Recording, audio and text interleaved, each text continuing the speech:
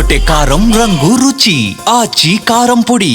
Kukatpally MLA Madhavaram Krishnarao ఇల్లు camp office వద్ద తీవ్ర ఉద్రిక్తత ఏర్పడింది. జాగృతి కార్యకర్తలు మాధవరం కృష్ణారావు ఇంటి ముట్టడి చేశారు. ఇక మాధవరం కృష్ణారావు ఇంటికి పెద్ద సంఖ్యలో చేరుకున్నారు బీఆర్ఎస్ కార్యకర్తలు. ఇటీవల ఎమ్మెల్సీ కవితపై ఎమ్మెల్యే మాధవరం కృష్ణారావు చేసిన వ్యాఖ్యలు రాష్ట్ర వ్యాప్తంగా సంచలనం సృష్టించాయి. దీనిపై జాగృతి అధ్యక్షురాలు కవిత కూడా స్పందించింది.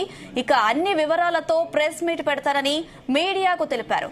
దీంతో కుకట్పల్లి ఎమ్మెల్యే క్యాంపు కార్యాలయం నివాసం వద్ద ఉద్రిక్తత చోటు చేసుకుంది.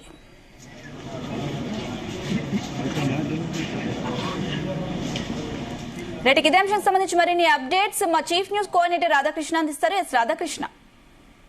Good evening Anusha. Kukatpally MLA Madhavaram Krishnarao ఇంటి దగ్గర కొంత ఉద్రిక్త పరిస్థితులు ఉన్నాయి. కారణం రీసెంట్ గా కవిత ఎమ్మెల్సీగా ఉన్నటువంటి కల్వకుంట్ల కవిత చేసిన వ్యాఖ్యలే ఇందుకు నిదర్శనంగా ఉన్నాయి. సో ఇటు 2 రోజుల క్రితం కుకట్పల్లిలో పర్యటించినటువంటి ఎమ్మెల్సీ కవిత జనంబాట పేరుతో పర్యటించింది. సో అక్కడ ఆ నియోజకవర్గంలోని సమస్యలను దాదాపుగా మొత్తం కుక్కడపల్లి నియోజకవర్గము హాట్ గా ఉంది. ఇక్కడ ఆ పెద్ద ఎత్తున భూములు కోట్లలో పలుకుతాయి. అలాంటి ప్రభుత్వ భూములు అమ్మేశారు. 1000 కోట్లు వచ్చినప్పటికీ కుక్కడపల్లి నియోజకవర్గం మాత్రం అభివృద్ధి చెందలేదని చెప్తూనే స్థానికంగా ఉన్నటువంటి ఎమ్మెల్యే మాధవరం కృష్ణారావుపై కూడా వ్యక్తిగత కొంత తీవ్ర విమర్శలు ఆరోపణ చేశారు. సో దీంతో అప్పటి నుంచి కూడా మొత్తంగా కూడా ఇటు MLC Kalvakuntla Kavitha versus MLA Madhavaram కృష్ణారావుగా మారింది. సో కవిత చేసిన వ్యాఖ్యలు, జనంబాటలో చేసిన వ్యాఖ్యలు ఒక్కసారిగా మాధవరం కృష్ణారావు ఎవరు ఊహించినట్టుగా తీవ్ర స్థాయిలో కవితపై ఆగ్రహం వ్యక్తం చేశారు.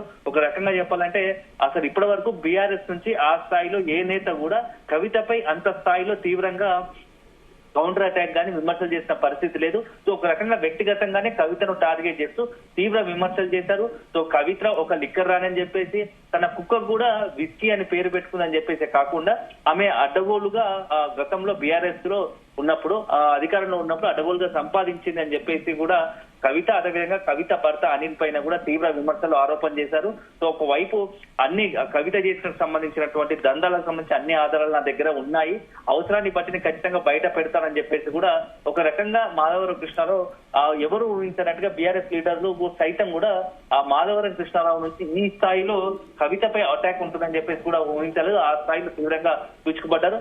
ఒక్కసారిగా కవిత వర్గం కావచ్చు, ఇటు జాగృతి వర్గంలో కొంత టెన్షన్ మొదలైంది.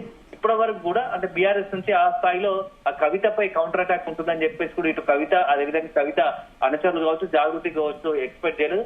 దీంతో మాధవరం కృష్ణారావు చేసిన వ్యాఖ్యలపైన జాగృతి కార్యకర్తలంతా కూడా తీవ్రంగా మాధవరం కృష్ణారావుపై మండిపడుతూ ఉన్నారు. సో ఈ నేపథ్యంలో ఆ వ్యాఖ్యల నేపథ్యంలోనే మాధవరం కృష్ణారావు చేసిన వ్యాఖ్యలకు నిరసనగా అతని ఇంటిని ముట్టడించడానికి జాగృతి ప్రయత్నిస్తుందని చెప్పేసి కొంత ఆ సమాచారం అందింది. ఈ నేపథ్యంలో ఆ జాగృతి కార్యకర్తలు ఎమ్మెల్యే క్యాంపు కార్యాలయం ముట్టడించి అవకాశం ఉన్న నేపథ్యంలో అటు మాధవరం కృష్ణారావుకు సంబంధించి అనుచరులు కావచ్చు, బీఆర్ఎస్ కార్యకర్తలు కూడా పెద్ద ఎత్తున చేరుకున్నారు. పోలీసులు కూడా ముందు జాగ్రత్తగా అక్కడ పెద్ద ఎత్తున మోహరించారు. సో ఎలాంటి అంటే అవాంఛనీయ ఘటనలు, శాంతి భద్రతలకు ఇబ్బంది లేకుండా చేసేలా పోలీసులు అక్కడ పెద్ద ఎత్తున బందోబస్తును ఏర్పాటు చేశారు. సో మొత్తంగా ఇటు కవిత, అదేవిధంగా మాధవరం కృష్ణారావు ఇద్దరి మధ్య 2-3 రోజులు జరుగుతున్న పరిణామాలు ఎటువైపు దారి తీస్తాయి, కవిత వర్గం కొంత ఆ జాగృతి కార్యకర్తలు మాధవరం కృష్ణారావుకు సంబంధించి ముట్టడించడానికి, మాధవరం కృష్ణకు సంబంధించి నిరసన తెలిపేందుకు సిద్ధపడుతున్నట్టుగా తెలుస్తోంది. సో ఇదే కాదు, కేవలం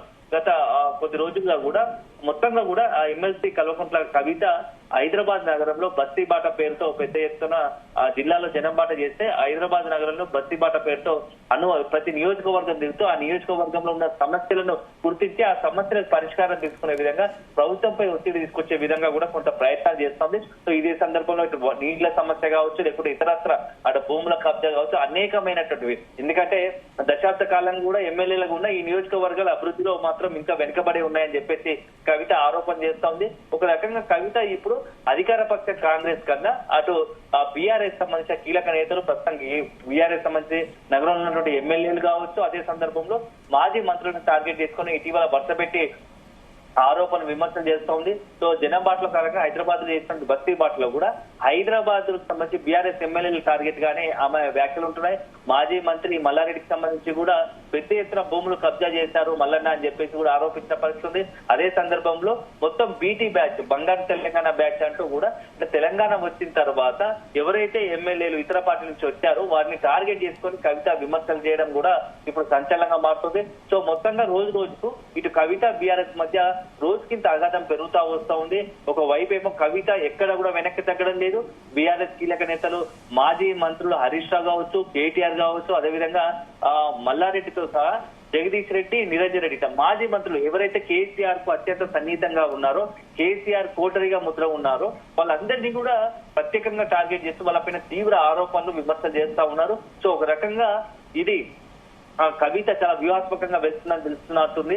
ఎందుకంటే హరీష్ రావు ఫస్ట్ మొదట హరీష్ రావుతో స్టార్ట్ చేసింది, ఆ తర్వాత పరంపర కొనసాగుతోంది. జగదీష్ రెడ్డి, నిరంజన్ రెడ్డి, ఈ విధంగా మల్లారెడ్డి ప్రతి ఒక్క మంత్రిని టార్గెట్ చేస్తూ ఇట్లా వరుసపెట్టి ఈ బస్తీ బాట కార్యక్రమంలో ఆరోపణ చేయడం బీఆర్ఎస్ లో కొంత కలవరం పెరుగుతుందని చెప్పవచ్చు. Right Radhakrishna, thank you.